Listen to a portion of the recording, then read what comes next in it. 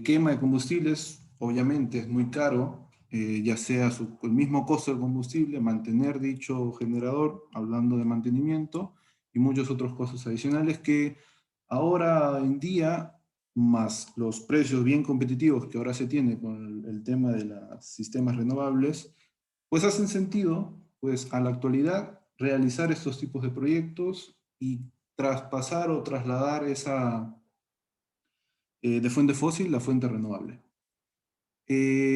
Digamos que dentro, ya hablando un poco en cuanto a la electrónica, en estos dos mundos, off-grid y on-grid, podremos presenciar ciertas mezclas en la electrónica de potencia en donde ciertos sistemas que tienden a ser off-grid se pueden aplicar a sistemas on-grid.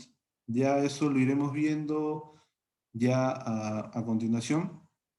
Y a su vez también, si nos enfocamos un poco más en los sistemas off-grid, Cumpleaños. quisiéramos que el sistema de por sí tenga más de una fuente, ya sea renovable o no, ya sea con la convencional, grupos electrógenos, pues ya se le estaríamos llamando a hacer sistemas híbridos como tal. Un poco hablar de los sistemas fotovoltaicos. A ver, como les mencioné, hablamos de aplicaciones aisladas, en las cuales las aplicaciones en sí suelen ser distintos. Hablamos de electrificación rural, hablamos de aplicaciones agroganaderas, sistema de bombeo, telecomunicaciones muy usados principalmente, bueno, sistemas de alumbrado autónomo, señalizaciones, etcétera, etcétera. Y a su vez también sistemas conectados a la red, pero mm, ¿cómo digamos o en qué aplicaciones específicamente? A ver, si nos vayamos a, digamos, a Scala Utility, en donde ahora, digamos, es una tendencia a nivel global, en donde se está viendo mucho el apego de que las centrales, más que todo renovables, como sabrán ustedes, pues es una generación intermitente y que depende mucho de las condiciones climáticas de la zona. Y que obviamente, si nos hablamos específicamente de la energía solar, pues al momento no hay lo que es potencia firme. Entonces, lo que se está usualmente o lo que está agarrando mucha pega es poner sistemas de almacenamiento de energía, lo cual también dentro de ese sistema de almacenamiento de energía existe una electrónica de potencia, en este caso diferente a lo que ya a las aplicaciones anteriormente habladas, en donde ya toma otro rol, otro funcionamiento para poder integrar esa planta de sistema de almacenamiento con la planta utility. Y a su vez también otros sistemas ya, digamos, pasando de un nivel de escala mayor a una escala menor, digamos, residencial, comercial, y ojo, aquí ya dependiendo de las regulaciones de ciertos países, quien especialmente aquí en Perú quizás no sea tan interesante económicamente hablando, en donde ya habría la idea de, pues, integrar bancos de batería para poder ahorrarlo durante el día, la cual, por lo general, a nivel residencial, eh, tiendes a tener un bajo consumo durante el día. Por lo tanto, ese excedente lo puedes acumular en un banco de baterías y posteriormente poder descargar durante la noche. Esto a grandes rasgos, obviamente, cada tema es bien denso, en la cual pues ya lo iremos trabajando tanto aquí de manera este, superficial en lo posible, pero abarcando la mayoría, y obviamente ya en el mismo curso. Hablemos un poco, antes de entrar al tema en sí, del consumo como tal. Hablemos un poco de la clasificación del consumo, la cual va a ser punto clave a la hora de, ya sea seleccionar esta electrónica de potencia que iremos viendo a continuación. Bien lo podríamos clasificar de dos modos, ¿no? Según su topología, obviamente, cargas en alterna, monofásicas, trifásicas. Según su tipo de carga, ya sea en corriente continua o ya sea en corriente alterna. Sencillo. Y obviamente, ya uno cuando ya tenga, digamos, la clasificación de ellas, pues podríamos ya hacer unas mezclas de ellas o simplemente hacer el sistema en función a cada tipo de carga, ¿no? En este caso particular, por ejemplo, hay una mezcla tanto en cargas continuas como en carga alterna, donde ya iremos trabajando un poco cada componente. Las cuales, de manera general, a ver, hablamos de un sistema off-grid. ¿Qué es lo que primero que va a tener?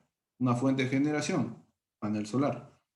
Una electrónica de potencia en la cual pues va a depender mucho, o su rol principal va a ser tanto la de aprovechar lo máximo la fuente de generación renovable y a su vez también tener siempre presente el cuidado del banco de batería. A su vez también ya tener en cuenta que a la actualidad hablar de litio ya no es tanto un tabú, es una realidad a la actualidad. Es más, ni siquiera ya es un futuro, es el presente. Entonces, de manera, digamos, en toda esa transición, obviamente, cada una de ellas estaría precedido por ya sea materiales eléctricos, tanto las protecciones mismas del sistema, ¿no? Tanto en alterna como en la zona de continuo. En el caso particular, y es justamente la velada de hoy, hablar un poco de la electrónica de potencia, de los sistemas off-grid en especial. Entonces, nos estaríamos refiriendo en esta primera parte a los controladores de carga, ¿no? Un controlador de carga en donde, digamos, el rol principal de todo regulador de carga es la de, número uno, y fundamental, proteger siempre al banco de baterías ante una descarga profunda. Es su rol principal, en donde a su vez, de manera en paralelo, siempre tiene que proteger al banco, siempre al banco, ante una sobrecarga y siempre limitando, obviamente, si es que ya se llegó a su estado de carga, en otras palabras, al 100% de su capacidad. Y número tres, obviamente, eh, evitar ciertas descargas, por lo general en las noches, en donde ya la fuente, en este caso el panel solar, ya no es una fuente de generación en sí, sino más bien una carga, en donde tiende, si es que no hubiese este dispositivo, a descargar del banco de baterías. Entonces, ese es uno de los tres principales roles que tiene este regulador de carga. Ahora, la actualidad, y digamos que en el mercado peruano, particular y quizás la tendencia también es clasificarlas en dos tipos de controladores de carga, ¿no? Un tipo de controlador de carga PWM y un tipo de carga MBPT. Si bien es cierto, hay aplicaciones bien pequeñas, bien especiales en donde el uso del cargador PWM, como por ejemplo sistemas de iluminación, es, digamos, un nicho en el cual pues más se está enfocando. Ahora, si hablamos de sistemas un tanto medianos a grandes, pues ya hablar quizás de PWM no viene al caso, por el mismo hecho de los avances tecnológicos y demás. Características especiales, pues el controlador PWM es un controlador en la cual, por sus siglas en inglés, modulación por anchos de pulso, y a su vez también los controladores de carga MPPT tienen esa característica de PWM, pero a su vez de manera adicional un algoritmo en la cual pueda tener ese seguimiento de la máxima potencia, obviamente el arreglo solar. Una comparación práctica, pues digamos que dado el algoritmo que tienen los controladores MPPT, puede tener o puede llevar a que tu instalación tienda a poder consumir o generar un 30% adicional de lo que fuese una instalación con controladores PWM, lo cual te daría, o lo cual como resultado te brinda de que un sistema con controladores MPPT, perdón, tienda a tener menos cantidad de paneles que un sistema PWM. Características especiales o cómo, digamos, procedería a elegir qué controlador usar. Por ejemplo, los PWM o los MPPT A ver, como les mencioné, los PWs por lo general hablamos de instalaciones pequeñas, en instalaciones bien especiales, bien pequeñas, bien remotas, en donde una instalación MPPT por lo general se usa en instalaciones medianas a grandes, por el mismo avance y por la misma tecnología que esta tiene. Obviamente, un PWM es, digamos, el primer descendiente de este tipo de sistema, por decirlo de una manera, que a lo largo del tiempo ha llegado a ser maduro económicamente y obviamente si lo comparamos con los controladores MPPT, suele ser más económico, a diferencia del MPPT que a la equivalente suele ser más caro. Eh, Hablamos de que todo controlador PWM siempre tiene la capacidad o siempre tiene una salida, obviamente en corriente continua. Mientras que el MPPT, dependiendo ya sea de la marca, ya sea de la capacidad de esta, siempre o por lo general tiene una salida. Pero ya si hablamos de un controlador de carga ya más robusto, más aplicado a instalaciones medianas a grandes, pues ya no vas a encontrar una salida en continua. Eso es algo que tener en cuenta siempre. Eh, y una última característica es que, por lo general, un controlador PWM se rige mucho a la corriente del arreglo solar. Y por ende, obviamente, el arreglo que te estaría generando suele ser con mayor cantidad de paneles que respecto al MPPT, que se rige mucho por la máxima potencia del arreglo, lo cual pues, da cierta ventaja. Hablamos ahora respecto a los efectos que tiene, efectos externos, lo cual pueden causar cierta variación en los controladores de carga, o qué hay que tener en cuenta sobre ello. Número uno, pues toda instalación fotovoltaica siempre parte o siempre se parte de a qué tensión voy a trabajar. Por lo general, 12, 24, 48. Si lo manejamos a esta escala, si lo manejamos a una escala un poco mayor, estaríamos hablando a 120, 320 o hasta 786 voltios en corriente continua, pero ya va a depender mucho.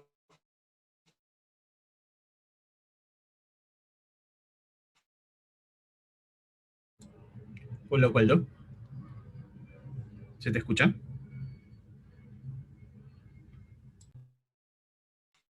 Del tipo de proyecto, el tamaño. ¿Aló? Creo que se cortó las... ¿Aló, aló? ¿Se me ¿Aló? escucha? Ahora sí, se te escucha.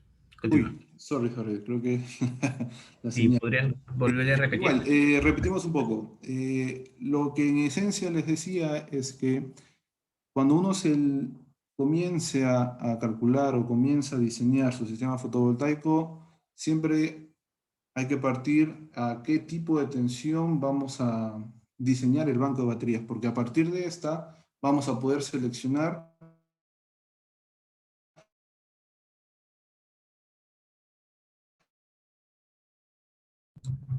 Creo que estás teniendo problemas con el audio, Waldo.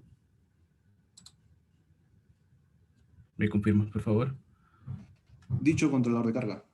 Por ejemplo, la energía que ésta pueda almacenar y a su vez también un poco viendo el tema técnico y económico en paralelo, el hecho de que si tú dispones de un banco de baterías a 12 voltios respecto al equivalente de un banco de baterías de 48, pues tienes como resultados de que a mayor tensión del banco de baterías, pues haces de que tu costo, el calibre del cable disminuya y obviamente como resultado también tiendes a tener un mejor precio, ¿no? Tiendes a gastar menos. Otro factor clave que hay que tener en cuenta es justamente la temperatura de la celda del panel solar.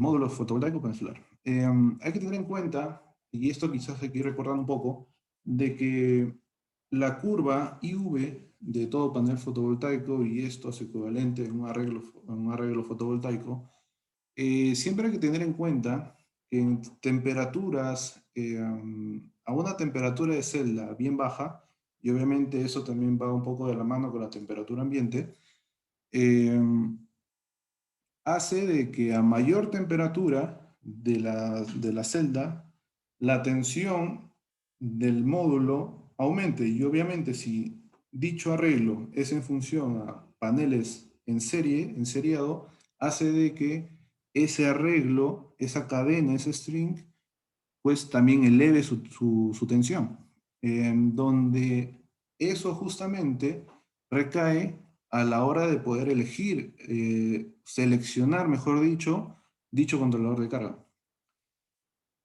Como pueden ver en las fichas técnicas de los controladores de carga, siempre te dan, digamos, una tensión máxima en la cual, pues, si te pasas, puedes ocasionar algún deterioro en dicho suministro, en dicho controlador de carga. Lo cual es un punto resaltante que hay que tenerlo en cuenta siempre, y mucho más si es que trabajamos en zonas frías, zonas andinas por lo general, en el caso peruano.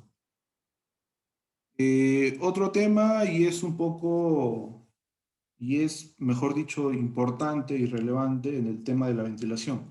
Por lo general, los controladores de carga, y quizás en mucho más respecto a los controladores MPPT, tienden a tener lo que vienen a ser superficies extendidas o aletas, lo cual, a diferencia de quizás otro controlador o otro diseño del controlador que pudiese ser con ventiladores, pues hacen de que este sistema de transferencia de calor sea lo más eficiente posible.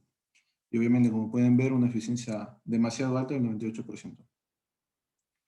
Ahora, si bien es cierto, prácticamente ya hemos cogido o lo hemos clasificado o hemos desarrollado el tema de los controladores de carga, parte fundamental de todo sistema fotovoltaico off-grid, donde lo hemos ido manejando en roles principales, lo hemos ido manejando en ciertas clasificaciones, características especiales y a su vez también algunos efectos externos que hay que tener en cuenta. Ahora, de la misma forma, vamos a partir con lo que vendría a ser los inversores. A ver, un inversor no es más que una electrónica de potencia que puede generar su onda, obviamente a partir de la tensión de corriente continua que tiene el banco de baterías, ya sea la tensión que uno haya elegido. Una característica principal que esto va a tener es justamente la de proteger el estado de la batería, el estado de carga de la batería. Obviamente, la idea es que el inversor, en cierto punto, obviamente, programado, configurado, dependiendo de la marca que estés usando, a no desarrollar descargas profundas, porque en principio una descarga profunda, una descarga no controlada hacia un banco de batería, lo que vas a ocasionar simplemente es el deterioro del banco de batería por completo, ya sea por cientos, por mala configuración, etcétera, etcétera. Es algo en que tener en cuenta. Por otro lado, también dichos inversores lo que tienen es capacidad justamente de soportar picos de arranque. Y por ahí un consejo adicional a la mano derecha, y que es muy importante, es que al momento de poder elegir estos inversores, por decir los inversores off-grid, hay que tener en cuenta dos cosas principalmente. El factor de potencia, que esto, por lo general, en todas las marcas, ya sea, por ejemplo, el caso particular de Victron Energy, o Studer o SMA, suelen tener o estar en 0.8 de manera, digamos, por default, lo cual te da la posibilidad de, por ahí, quizás algunas consultas que sean, el de trabajar con cargas inductivas, como los motores, etcétera, etcétera. Lo cual, pues sí, pero ojo, hay que tener cierto cuidado también en el de, pues, estar o tener en cuenta ese factor de potencia que suele tener la mayoría. Obviamente, dependiendo de la marca que estés usando, hay que verificar si es que esta puede trabajar a otro factor de potencia, más bajo en particular. Y a su vez también tener siempre como referencia en tu cuadro de cargas, en tu tablita de cargas, la potencia de arranque de ciertos consumos que pueden haber en el proyecto que estés diseñando. La clasificación, por decirlo de una manera. A ver, en el mundo off-grid podríamos clasificarlo de dos formas. Por un lado, inversores de onda pura, en donde son, digamos, inversores en donde conviertes de continuo a alterna y listo, acabó el show. En donde, obviamente, de manera particular, como ya lo volvemos a repetir lo anterior, siempre teniendo en cuenta y previa configuración, el de siempre estar al tanto del estado del banco de baterías. Y por otro lado, pues, tenemos los que vendrían a ser inversores cargadores. Y quizás por ahí también los que se les suelen llamar inversores híbridos, en donde ambos pues tienen la función de invertir tensión continua, tensión en alterna, y a su vez también la de poder cargar desde otra fuente en alterna, ya sea la red, ya sea un grupo electrógeno, por ejemplo, y cargar en alterna y convertir de alterna a continua para poder cargar el banco de batería. De manera especial con los inversores híbridos, como pueden ver el inversor cargador Esteca, tienen la, digamos, la particularidad de que tiene la función de un inversor cargador, eh, digamos, un inversor cargador como el multiplug que está ahí, y a su vez también la de incorporar un controlador de carga. Obviamente todo dentro, y la fabricación es dentro de la misma placa de dicho inversor. Ya sea un controlador PWM o ya sea un controlador MPPT. Ya es cuestión de ir y elegir que se desea trabajar. Efectos externos que también hay que considerar. Número uno es el efecto de la temperatura en la operación de dicho inversor. En cuenta, y esto lo pone bien a detalle la gran mayoría de fabricantes, donde siempre destaca, digamos, la potencia de salida de los inversores en distintas etapas de temperatura de operación. Por ejemplo, como pueden ver, el Multiplus, si nos vamos a rectángulo inferior, vemos que cada tipo o modelo de estos inversores cargadores tienden a comenzar siempre con una potencia alta, que vendría a ser la de fábrica, la de laboratorio, que obviamente está a una temperatura de 25 grados de operación. Obviamente partimos de 700, pero hay un efecto o un derrateo que, en cuanto a la potencia respecto al aumento de la temperatura, en donde, como se puede observar, por ejemplo, en un Multiplus 483000, vemos que la potencia de salida a 25 grados estaría brindándote 2400 watts. Pero a medida que la temperatura va aumentando, por ejemplo, a 65 grados, esta te brinda como mucho 1700, lo cual también te lleva a pensar de que hay que tener cuidado no solamente en función a la tablita que tú tengas. Hay que tener en cuenta mucho dónde y cómo es que este inversor en particular va a operar. Porque si tú has sacado de que, pues bueno, en mi tabla yo saco 2000 watts de potencia, coloco mi multiplus de 3048 voltios, pero a la hora de la hora, pues lo instalas en un sistema, perdón, en un armario, lo cual pues obviamente no ayuda a la ventilación de esta misma, lo cual a un futuro o después de un tiempo vienen los problemas. Otro detalle es justamente el efecto de la altura, el efecto de la altura geodésica.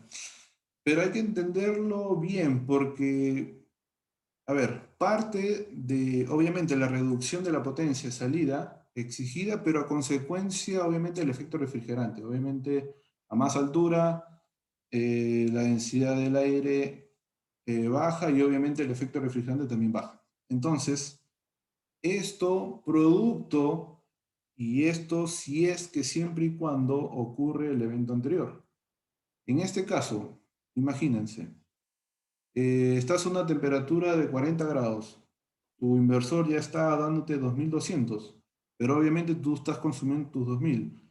Imagínense, no estás bien ventilado, estás trabajando a la altura, el efecto refrigerante es muy bajo y por lo tanto tu inversor no se va a refrigerar como debe ser y obviamente va a ir pasando más rápido a una temperatura más alta. O sea, no vas a tener chance de que tu inversor, por más que tenga su ventilador, no tenga chance de poder recuperar su temperatura de operación a una temperatura adecuada en función a la potencia de salida que tú has dimensionado.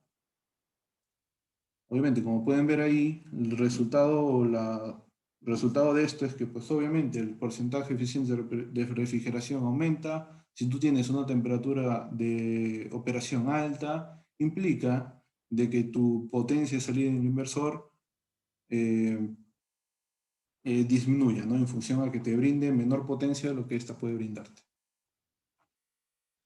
Detalles también del mismo modo del controlador de carga, que también dependía de qué tipo de tensión tiene tu banco de baterías, si es 12, 24 o 48, pues aquí, digamos, de manera bien esquematizada, pues podemos darnos cuenta de algo bien particular. En el equivalente del banco de baterías a 12 voltios, obviamente el calibre va a ser más grueso, como pueden ver, 70 milímetros cuadrados, como lo detalla en el ejemplo.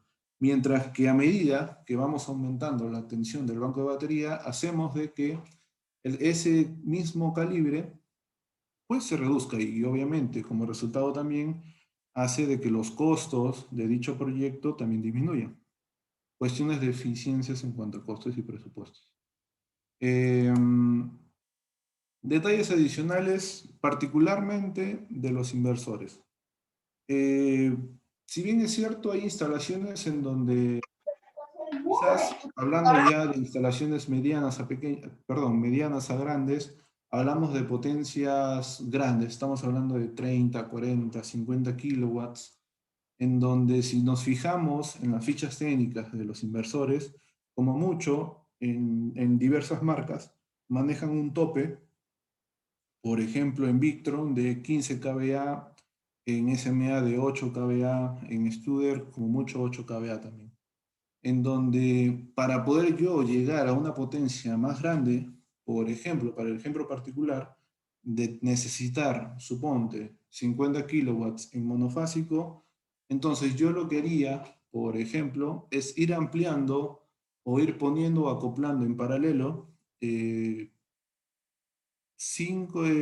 cuatro inversores, 4 de 15 kVA de la marca Victron Energy, por ejemplo. Pero a su vez también, independientemente de la marca, hay que estudiar precisamente cómo poder ampliar la potencia y a su vez también, si es posible, en el caso que trabajen con otra marca nueva o diferente, en donde ésta les brinda a ustedes la tranquilidad de que mediante un mecanismo, ya sea configuración o adicionar protocolos de comunicación o adicionar líneas de comunicación entre estas, pues tú puedas brindar o ampliar en este caso particular potencia. Por ejemplo, en el esquema que pueden ver ahí, yo puedo disponer de 3 inversores monofásicos cada uno, independientemente de su potencia. Para el caso particular de Victron Energy, yo puedo enlazar mediante cable RJ45, mediante el protocolo BCAM, poder, digamos, enlazar cada una de ellas y mediante su software poder desde el máster, que es de la izquierda en este caso particular, configurar y programar la ampliación o el acople entre estas mismas para que no me entreguen, para que cada una de estas en potencia me entregue su suma. O sea, máster me entregue una potencia 1, el esclavo, en este caso 2, me entrega la potencia 2 y así sucesivamente. Por lo que en el resultado tendría la capacidad de poder ofrecer al consumo P1 más P2 más P3. Así de sencillo. Ahora, el mismo proceso sucede si es que ahora ya no me topo con una instalación monofásica, por ejemplo, de 50 kilowatts, sino ya es una instalación de 50 kilowatts, pero trifásico. Aquí también hay un detalle que hay que tenerlo en cuenta antes de seguir, es que por lo general todo sistema off-grid parte de sistemas monofásicos como tal. Por lo que obviamente estamos hablando bien 120 línea neutro o 220 línea neutro, dependiendo del país y dependiendo de las cargas que también pretendes alimentar. Por ejemplo, si nos basamos en inversores de 220 voltios en línea más neutro, pues si vemos un poco el tema de las topologías trifásicas, la única red trifásica que yo puedo desarrollar con esos inversores vendría a ser la de tensión de 380, la cual tienes tres líneas más neutro y obviamente la tierra. Entonces, bajo ese escenario, y único de manera particular, es que tú puedas, bajo el mismo concepto anterior, obviamente Victron, mediante el enlazamiento de cables RJ45 mediante el protocolo VCAM, puedas tú configurar dichos inversores para que cada uno se corresponda a una fase de operación. Y obviamente, de manera trifásica, tú cumplas, por ejemplo, con esos 50 kilowatts, pero a su vez también tienes que tener en cuenta algo. Tú a la hora de tener esos tres inversores implica de que tú ya estás limitando de cierta forma la potencia de entrega por cada fase. O sea, suponte, tienes tres inversores de 15 kVA, la cual la estás enlazando para que sea trifásico, por lo que como resultante tú tienes una capacidad máxima para poder brindar 45 kVA de manera trifásica. Pero a su vez también te das cuenta de que por cada fase, L1 más neutro, L2 más neutro y L3 más neutro, estás limitado a solamente a tener 15 kVA como mucho en dichas fases. Hay que tenerlo en cuenta y obviamente en un sistema aislado, como cualquier sistema, ya sea on-grid o off-grid, hay que tener mucho en cuenta el tema del balanceo de cargas. Es muy importante en esta situación y más aún de lo que les estoy comentando. Y digamos, a ver, ya hemos explicado lo que habría tanto, dicho sea de paso, del controlador de carga y a su vez también la otra electrónica de potencia que existe, que vendría a ser los inversores off-grid. Lo cual siempre en toda instalación fotovoltaica no solamente queda en que ya conecté en el orden adecuado mi sistema fotovoltaico, listo, me voy. Es que la marca, dependiendo de la marca con la que estés trabajando, no queda ahí, sino hay que explorar y a su vez también previamente capacitarte en poder, digamos, configurar mediante los software que la misma marca te brinde, el hecho de poder introducir datos en donde haga que tu instalación que hayas realizado, pues obviamente no falle con cara al futuro. Tenga su tiempo de vida, cumpla con su tiempo de vida, en especial, como ya sabrán la mayoría de ustedes, en toda instalación off-grid, al que lo tienes que cuidar, al que lo tienes que tener como tu hijo, es el banco de baterías. Si es que le pase algo al banco de baterías, pues tienes que ir disparado a ver qué es lo que le ha pasado. Entonces, para que no tengas esa no estés afligido ante esa situación, pues obviamente hay que capacitarse, aprender cómo configurar, ya sea en la marca que ustedes manejen. En este caso, por ejemplo, Victron Energy te ofrece dos software de monitoreo, ahora que en la actualidad ya están innovando un poco más, en donde te dé facilidad al instalador al momento de configurar los equipos. Digamos que a la actualidad, pues tú lo puedes hacer dependiendo del dispositivo o suministro que estés configurando. Por ejemplo, en la parte izquierda, en el Bconfigure, puedes configurar cada variable, ya sea, por ejemplo, en la parte del inversor, en qué estado de carga o en qué tensión quieres que el inversor propiamente dicho se inhibe o se apague automáticamente para, obviamente, cuidar tu banco de baterías. Y a su vez, si estás usando la fase de cargador, ya sea mediante un generador o la red, por ejemplo, puedas limitar, por ejemplo, la corriente de carga. Obviamente un banco de batería tiende a tener un límite de carga y un mínimo, siempre. Entonces, ahí son valores que hay que tenerlos siempre en cuenta.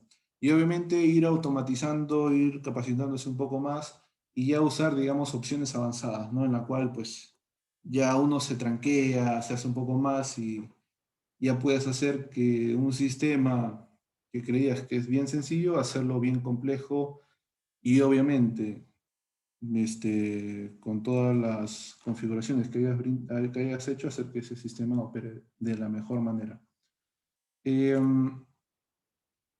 Y a su vez también, al momento de la integración, obviamente ya hablando un poco más de los sistemas a la hora de pues intercomunicar cada elemento mediante sus protocolos, sus propios líneas de comunicación. Eso a su vez también te lleva a que tú tiendes a monitorear la planta y un sistema off-grid en donde pues por su mismo nombre, por su mismo hecho de que está en una zona sin conexión a red, pues el saber qué le sucede a tu instalación en una zona bien remota es interesante saber y estar siempre al tanto de de lo que pueden hacer con el sistema que hayas realizado. Entonces, para eso a su vez también, y dependiendo también de la tecnología, ya sea en baterías, por ejemplo, como el caso particular, si estarías hablando en baterías de plomo, que es lo muy común, por lo general hay dispositivos como monitores de batería, derivadores, en la cual te puede hacer las lecturas, mediciones, leer los flujos de carga y poder, digamos, monitorear, obviamente, el estado de cargas, temperatura, qué tanta carga está sacando, etcétera, etcétera. En el caso de que se usara, por ejemplo, baterías de litio, eh, tiende a tener una tecnología, obviamente, más avanzada que la de plomo ácido, en donde también esta tiene su propio sistema de comunicación, monitoreo. Dicho sea de paso, una batería de litio tiende a tener un componente adicional por el cual se le llama BMS, un sistema de gestión de la batería, la cual, dependiendo del banco o la bancada que pienses realizar, pues obviamente esta, y a su vez también siguiendo los pasos recomendados por el fabricante y la marca que finalmente estés usando, pues llegar a programar, dicho sea de paso, llegar a ordenar, llegar a asignar orden, principalmente en lo que es batería de litio, para que pueda el BMS y el L-Hub, como pueden ver en la imagen derecha superior, poder hacer de que el sistema en global, ya sea con la marca de electrónica potencia que ustedes tengan, y a su vez la comunicación del banco de baterías, se puedan unir y trabajar en conjunto para que la solución que han hecho ustedes funcione según lo que ustedes han dimensionado. Y obviamente eso a su vez pues nos da la sensación a la hora de poder monitorear, de tener prácticamente el control de todo.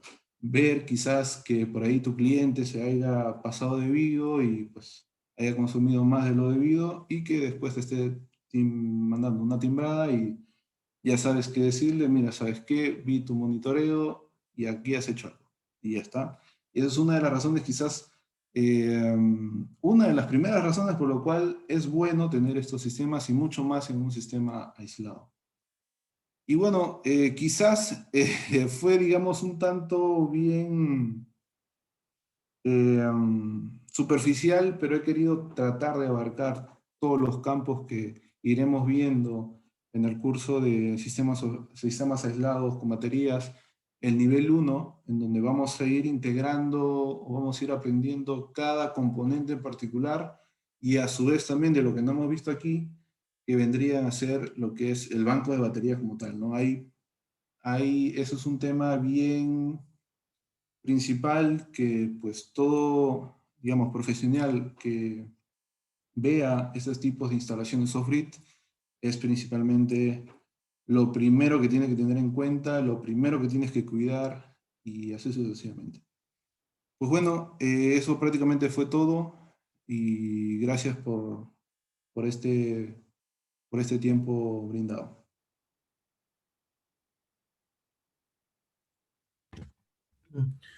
Bueno, gracias Osvaldo. Ahora vamos a pasar a las preguntas que nos acaban de dejar en el chat. Vamos por la primera. A ver, yo tengo aquí de Wilfredo Tineo, si es la primera o si en caso no sea así, por favor podrían volver a reenviarlas. Y Wilfredo Tineo hace una pregunta y dice así: ¿dónde es conveniente ubicar un interruptor o desconectivo de protección en la batería? ¿En el positivo o en el negativo? Ya, va a depender mucho de la normativa que tenga cada país. Por ejemplo, en Chile tiende a tener a que protejas tanto los dos polos, pero va a depender mucho de la zona, inversores cargadores, barras de paralelaje, banco de baterías. Obviamente, si es que tú seccionas los dos polos, tienes que tener en cuenta de que en la zona de baterías, la parte inferior, sección, barra de paralelaje, banco de baterías, ya no necesitas seccionar nada. Para el caso peruano y quizás hasta el que tiene pinta de las costumbres europeas, es simplemente la de proteger el lado positivo, que es lo más común, pero tienes que proteger todas las líneas positivas, tanto de los controladores de carga, inversores cargadores, o en el caso que estés usando inversores híbridos, y también el lado positivo del banco de baterías. Va a depender mucho de la normativa que estés manejando. Si es en el caso peruano, pues por lo general es proteger o seccionar en el lado positivo. Obviamente con un fusible y un seccionador. Perfecto, Osvaldo. Vamos a la siguiente. W. Riveros nos dice aquí: buenas noches. Una consulta. En el ejemplo de 3 inversores, para conseguir un sistema trifásico, la separación de fase 120 grados se configura.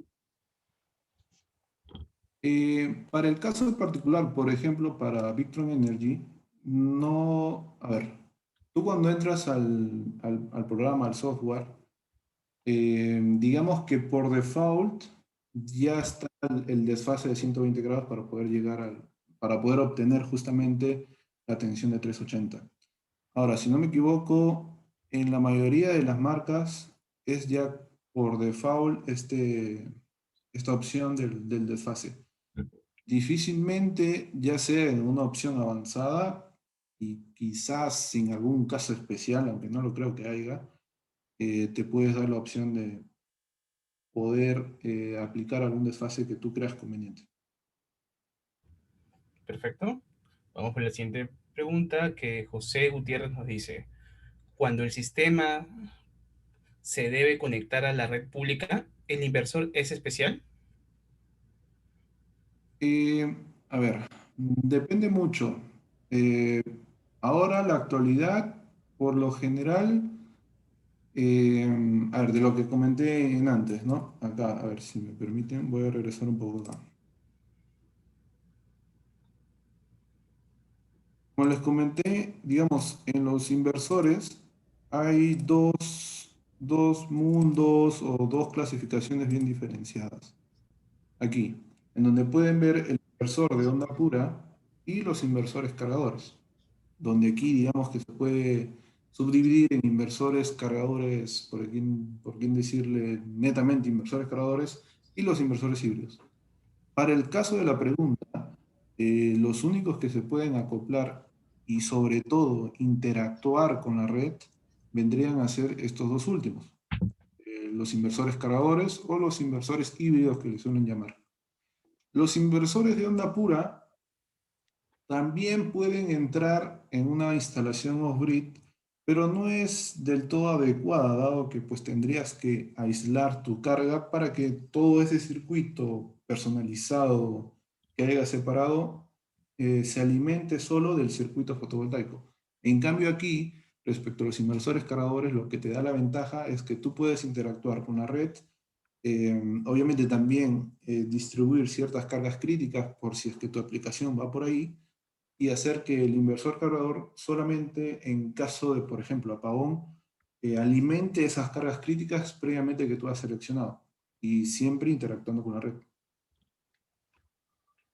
Perfecto, Osvaldo. Vamos por la siguiente pregunta.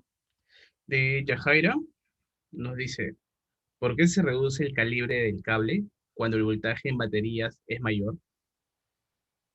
Ya, justamente estoy aquí.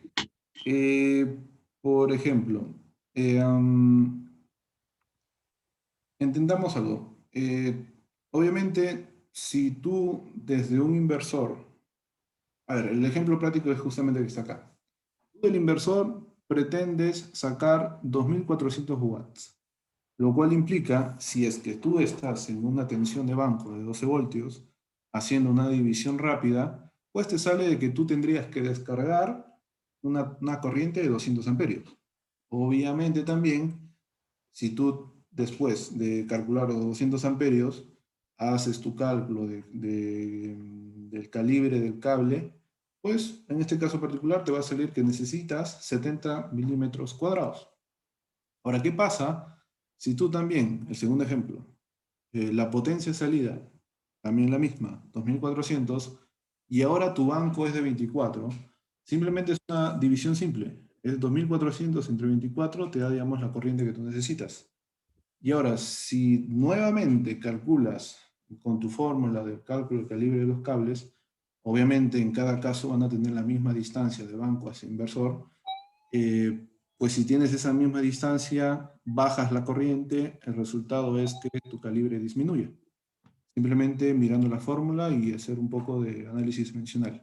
Ahora, si te vas al tercer punto, pues es lo mismo. O sea, tienes 2400 que tú requieres, tu banco es a 48 voltios, haces una división simple, tu corriente se redujo. Y si tu corriente se redujo, las distancias es la misma, la distancia de separación, banco de baterías, inversor, es la misma, pues resultado, tu calibre disminuye. Perfecto. A ver, no tenemos otra pregunta más. ¿Alguien se anima a escribirnos? Bueno, Osvaldo, ¿quisieras acotar algo más o ya sería todo sobre este taller? Sí, ya sería prácticamente todo. Igual siempre dejando un poco el cherry de invitarlos al curso y pues ahí es un curso en donde vamos a aprender prácticamente todo lo que es la teoría en este mundo que es off-grid y pues posteriormente ya ir avanzando en un nivel 2 y un nivel 3 en donde pues ya a partir de ahí van a salir unos capos. Genial, Osvaldo, genial. Sí, como lo dice Osvaldo, ya esta semana estaremos lanzando el curso